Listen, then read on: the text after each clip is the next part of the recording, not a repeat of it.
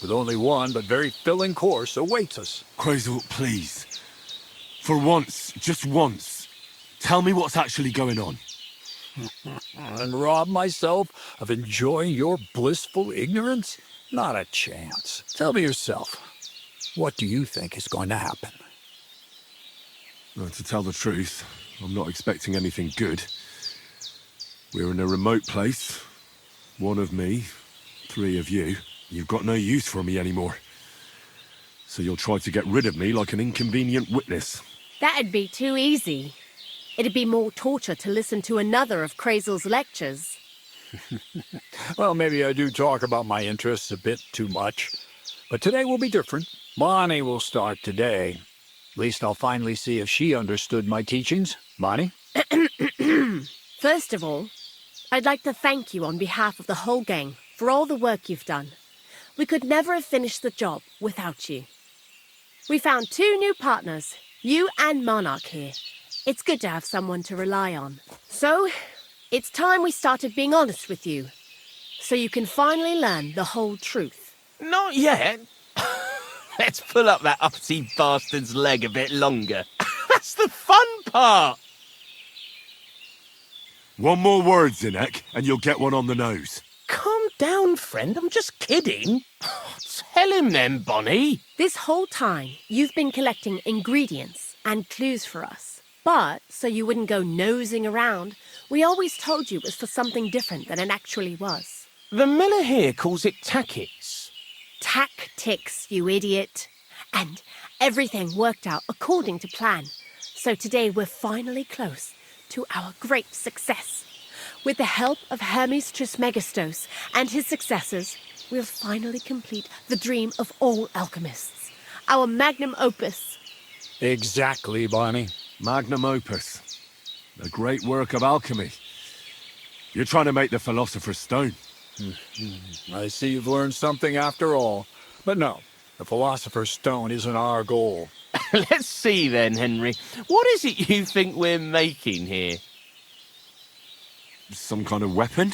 Well, Henry's not too far from the truth after all, don't you think? Actually, he's pretty spot on.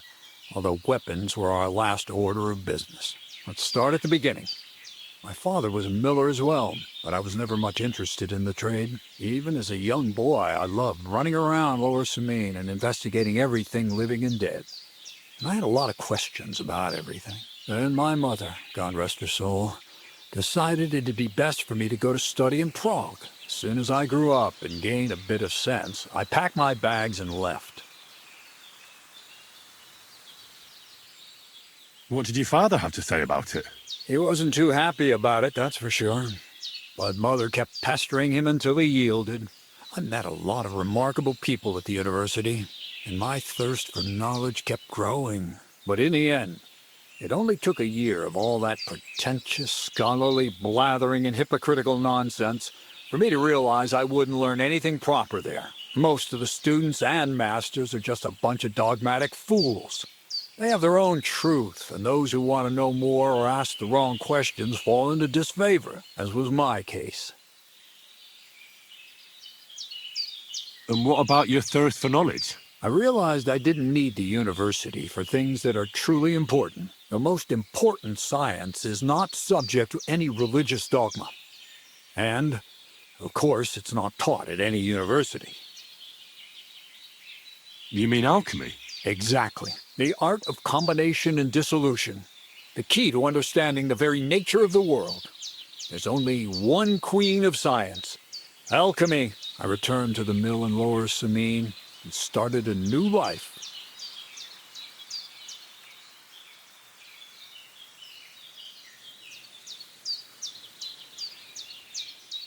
New life? What do you mean? I returned to the miller's trade. My father was old, and my mother had passed away. From then on, alchemy became my true passion. I brought a few important books from Prague. I started with the most difficult thing. I tried to create gold. That was pretty daring of you. As you might expect, it didn't work. But after a few tries, I managed to create something entirely different. Once I tried mixing sulfur, charcoal, and saltpeter. I had a candle burning next to me. A gust of wind scattered the mixture, and all of a sudden, bang! I almost shit myself, I tell you. But then I realized I'd unwittingly created a miracle. Explosive black powder. So I was right. You're making weapons. No, it's about much more than that. We're all in on it now. I couldn't continue my experiments on my own, but Bonnie and Zinnik did a few little jobs for me. So he initiated us. But we just still didn't know how to do it right and not blow ourselves up in the process. And we used up a huge amount of saltpeter and sulfur. By the way, the manuscript from that Hermes Trismegistos was our shopping list and price list for material from Kuttenberg. Only we didn't know correct proportions. I looked up a few of my former fellow students and brought it up with them. And we found out that before us, some monk had already made the discovery. Some fella called Black Bertold. And that he even started writing a book called Feuerwehr. Feuerwerkbuch. We couldn't believe our luck when we found out there's a copy of it right here at Trotsky. And you know the rest. It's a discovery that will change history. In the right hands, it can make miracles happen. All it takes is a spark, and a storm of fire will sweep away the old world order. It will wipe out stupidity and ignorance, once and for all. And what will happen now? As I said, we're about to have our last supper on our journey to satisfy our hunger for knowledge. A feast of smoke and fire. Black Bertold never finished his book, because he never had enough ingredients for his last great experiment. But now, thanks to you, we do. We can finally finish Bertold's work and finish his book. We'll see with our own eyes what a barrel of black powder can do. I hope you're as excited as I am.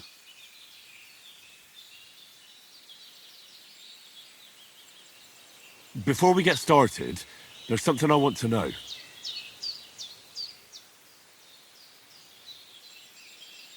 What is it you're going to do with this powder? During wartime, like it is now, a flammable and explosive mixture like this has more uses than you can imagine. If we had a few big barrels of the stuff, we could demolish Trotsky if we wanted to. And maybe we will. All of us here are truly passionate about the idea of a new world. And now it's within our grasp. Do you really need that much saltpeter? We do. Saltpeter makes up almost 3/4 of the mixture. Not even all the cows in the region could produce enough for us once we really get started with manufacturing. This book, Feuerwerkbuch, what's written in it? Everything you'd want to know about black powder. How to mix it in a proper ratio. How to store it. How to light it properly. And especially how to use it in warfare. Because that's the most important part, after all.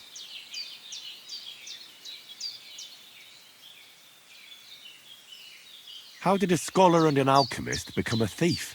Prague is a big city, and a poor student has no chance of getting a decent place to sleep or even something to eat. Learning to shop with 5 fingers was the first requirement for survival. We're all masters of our own destiny.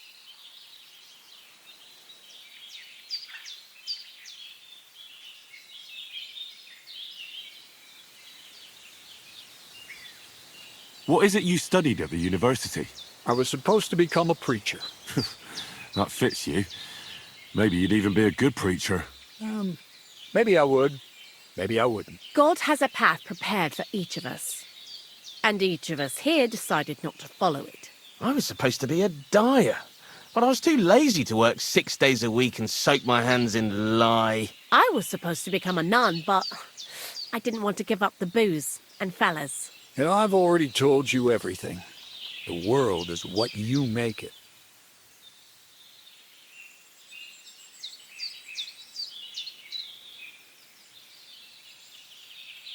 I've heard enough.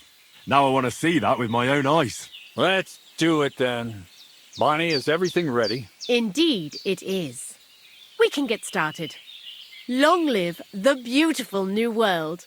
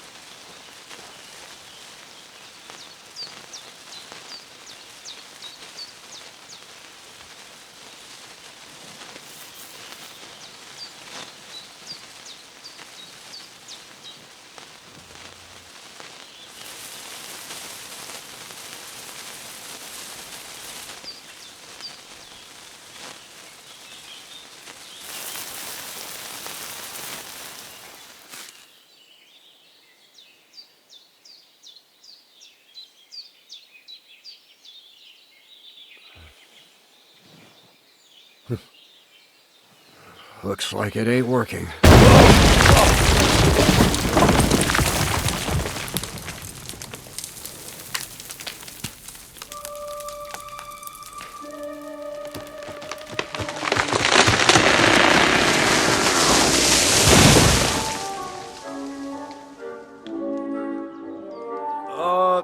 I'd say it works just fine. This will change history. What? I can't hear a thing. But I'd say it works just fine.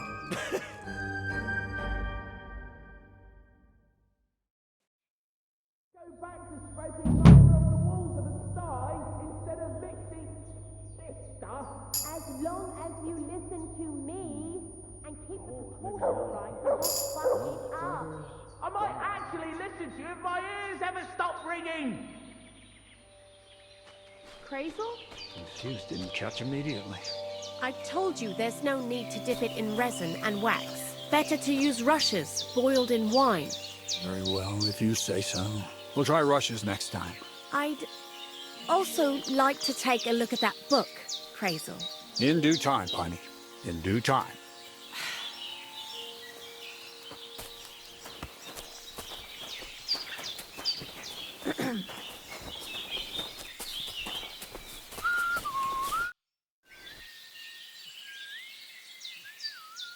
Black powder? I'd never have expected that from Crazel. Imagine, that monarch of ours is half deaf. That dog of yours? What does that have to do with the gunpowder magazine? Just that I was wondering that the explosions didn't bother him at all. At least he won't suffer here. And now I'm not surprised he was so unhappy with that bastard Vasarik. Hey, how did you know what we were actually doing? I didn't exactly.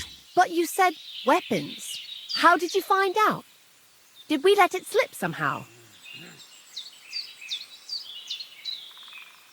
It was clear to me the moment I saw that book. I figured the illustrations were about either painting the walls with something to make them invisible, or demolishing them with some kind of flames. Whew! That means it's all on Crazel, and I played my role properly. Anyway, you did a damn fine job. You deserve a nickname from me, like I promised. We're going to call you Sourdough.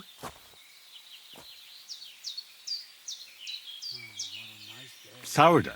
Well, when you came here, you were kind of unrefined, grey, nothing much. But as you gained experience, you rose and rose until you've risen into a companion we need not be ashamed of. Take care then, Sourdough, and come back and visit sometime. See you later, my friend.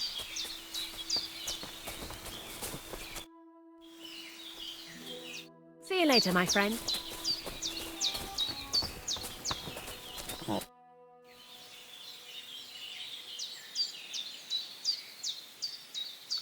You really led me on about the gunpowder magazine, didn't you? A golem made of dough, souls inside saltpeter, the secrets of light and shadow. That was all just empty talk, wasn't it? Not exactly. It's all based on the real philosophy of the Jewish Kabbalah. I studied the writings of Bonaventura and Dietrich von Freiberg, but it was never in my interest to put their theories into practice. But they worked brilliantly as a cover-up, don't you think?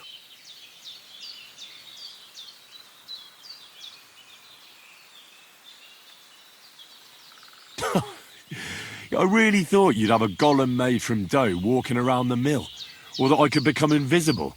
Ah, but black powder is no less a miraculous creation. So for the last time, Crazel, what now? I'll do what I promised, and what will most likely be my fate. I'm going to gather together all the knowledge I've acquired and finish Black Berthold's book. I'll finish his opus. Uh-huh. And what about me? That's up to you, Henry. You're a free man. Ursamine has no hold over you, and never did. You know, the inevitability of God's plan takes no interest in people like you and me. We'll always be little people, beneath it all.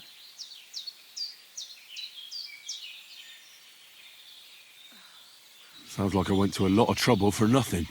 I didn't really have any influence on anything. There's no one right path. When you accept that as reality, all your doubts will be dispelled.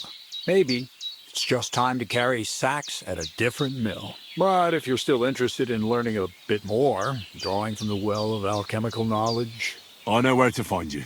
indeed.